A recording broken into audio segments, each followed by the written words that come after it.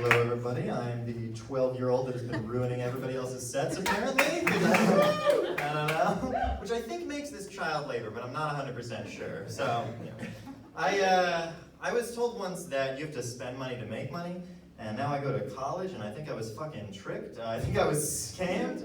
I showed up, and I was like, yeah, spend money to make money. And they were like, we can offer you a sheet of card stock in 4 years. Is that what you were interested in? I feel like the phrase we need to rework, be like, you have to spend money to get an unpaid internship, hopefully. Like, that should be the new gold standard. But yeah, you look at jobs, and I was looking at this place, very innocuous business called Leslie's Pool Supplies, right? Now they have a questionnaire to get into Leslie's Pool Supplies, and it's insane. It's insane. All of the questions you answer on a scale from strongly agree to strongly disagree. There are a bunch of winners. One of my favorites was, you would do the job to the best of your abilities, regardless of the ethical consequences. You're a pool supply company. Like, what are the ethical consequences? Like, does somebody come in, can I have a bath bomb? Here's cyanide. Like, what is happening in this company? One of the other ones was, you would leave the job and take company secrets with you. Leslie's Pool Supplies, what company secrets do you have? Like, are people just like, oh my god, we need the nuclear launch codes. Get that goddamn pool supply company on the phone. Like, what's happening over there? Just like James Bond walk in, and he's like, so what have you got for me? Well, we have this pool noodle that's also a laser, these swimming trunks, a jetpack, and this large beach ball, a condom. You'll need that one most of all. Like, what is happening in this company? My personal favorite was, you've thought about stealing money before, strongly agree to strongly disagree. To which I think everybody's answer is strongly agree. Anybody in here, give us a shout if you've never thought about stealing money before. Dead silence. Do you know why? Because we're all fucking criminals. We're all thinking in our heads. We see money, we're like, well, I would like that money. You walk past a bank, you're like, I sure would love that money, but you don't go in because you would need guns and friends, and I don't have those. So you can't go into the bank, you can't rob it. Difficult procedure. Wish I had money to buy friends. Even rich people think about stealing money. You know what? They do it more often, actually. They do. And the way that I know that they do it more often is there's a whole word for it. It's white-collar crime. It's just a whole phrase we invented that's just rich people stealing money from other rich people. That's the whole thing. Okay, we'll work on that one. I think we should probably address the elephant or the stick bug in the room, which is not Chelsea, but me. I'm very skinny. I'm 6'4" and about 100 pounds. Like, I'm pretty skinny. It's going great.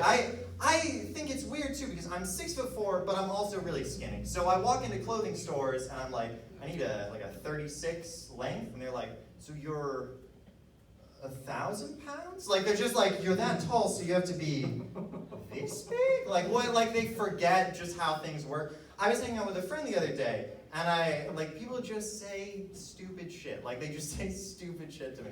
I was hanging out with a friend. We're gonna go to a buffet. And his dad, right, we told him, like, oh, we're gonna go get dinner at a buffet. And he goes, hey, good for you, hey, good for you, buddy, good for you. I was like, how do you think food works? Like, did you just forget, like, how it, like, I don't go to the buffet and I'm like, I can fit this whole table in here. Like, I just, oh man, like, it's all fixed, we're all back, it's all good. Like, I don't understand. It was like a moment where I was just like, oh shit. This is sort of like standing there as like a fat person and somebody being like, oh, you got a salad? Hey, good for you, buddy, good for you. Hey, you doing well, good for you. There's a lot more similarities, I think, between like being skinny and being fat than people realize. Like, I don't take my shirt off at the beach. It's a service, I think, to everybody else a little bit. I'm like, I don't want you to see like my skeleton, the carcass that's like hanging out under here, you know, like that's what's going on. And I also like chairs. There are no comfortable chairs, right? Like, if you're fat, it's like you need like an extra chair or something because you need more space. But if you're skinny, there's too much space. It's an ocean of chair, right? My butt cheeks, which I don't have because I'm skinny, but like they don't fit in the chair that I'm like trying to sit in. It's a painful experience. One thing I found out about being skinny actually is like just random dangers that just exist. I was at the doctor and he was a new doctor. Like my normal doctor is this sort of like buff-looking Jackie Chan guy. I trust him. He looks like he eats kale, so I'm just like I trust him implicitly. He can make a search for me. And I walk in and it's like this replacement version of him, and it's like a sort of, like, I don't know, like he's looking at me like he's never seen a person ever, like just a human being ever before, right? And he's like, wow, you're really skinny. I'm like, like, and he goes, your eyesight is bad, your fingers are weird. I'm like, is there a diagnosis at the end of this? Or like, are we just being mean for fun? Like, what's happening here? And he goes, you know what, actually, you remind me of a patient I had many years ago who had Marfan syndrome. And I'm like, that sounds like a Looney Tunes character. Are you making this up? Like, I'm pumped right now, like what's happening? And he goes, no, it's real. So Marfan syndrome, it's basically you live your life, and then about like 40 years of age, your heart starts leaking blood and it explodes. Like the end of my life has confetti attached to it, just like BAM, and that's it. And I go out in a blaze of glory. So I was like, that doesn't sound good. I should go get that checked out. And so I went to a heart testing facility, and I learned that I should not have been there, because I walk in and everybody is like 94 years old. They're all like writing their will in the waiting room, like coughing up blood right there on it. And I just like skip in like, ooh, let's do some heart tests. Like all the energy in the world. And so I go to do the heart test, and they hook me up to the machine, and I hear on the machine just like a thump, thump, thump, thump. And I say just something, just the first thing that came to my mind, which was like, that's my heart. And the lady goes, yeah, I guess. I was like, you guess? What do you mean you guess? Like what's going on? She's like, could be a tumor, could be anything, who knows? This doctor stuff, it's more of an art than a science. Like, what's happening? I leave the exam, and I go, hey, like, when am I going to get my results back? And she goes, I don't know, I'm not a doctor, and walks off. Like, just walks out of the room. It's like, this is going great. So there's a genetics portion of this test as well, because usually Marfan's is genetics, so I got to go do a genetics test as well. This is one of the most insane, just like, waiting times ever. And then 3 people walk into the room. It's this doctor, this very short doctor who's German. I didn't ask, but he let me know. He walked in and he was like, hello, I'm Hans, I'm German, don't worry. Oddly enough, that worried me. And he introduces the second person. He goes, this is my med student. She's not going to make it.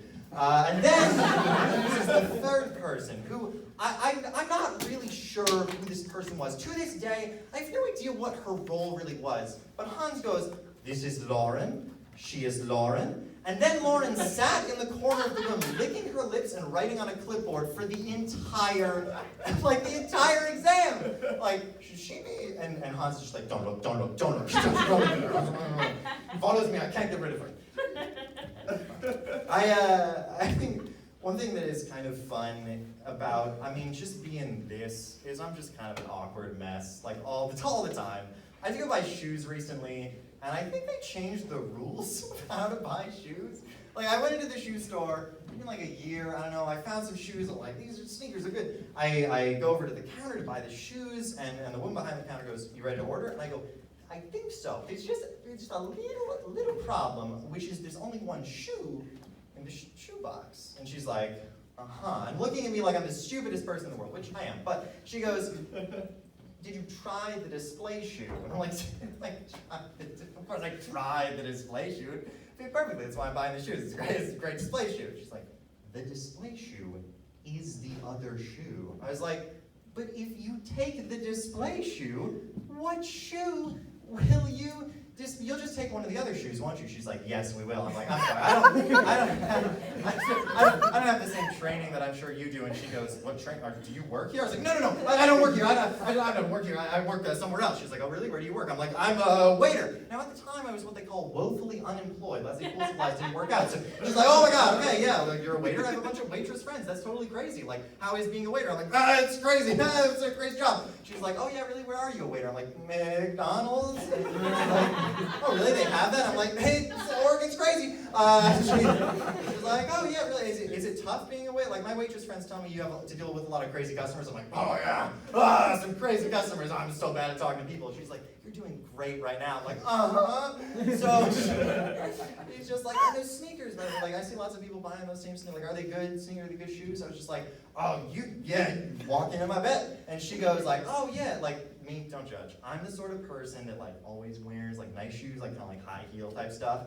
I don't know what happened to me, all right? I don't know what possessed me to do it, but I just feel my body leaning over the counter to check because what if she's lying? You know, the thing I'm doing to her right now. Like, I just don't know what happened. I was sitting there and I'm like, oh my God, like what's going to happen? I don't know how to buy shoes. Like my whole life's falling apart. Everything's over. I'm a waiter. Like that's what happened in my head over the course of that story. I just like leaned over and she's like, sir, what are you doing? And I go, just checking. And I run out of the store.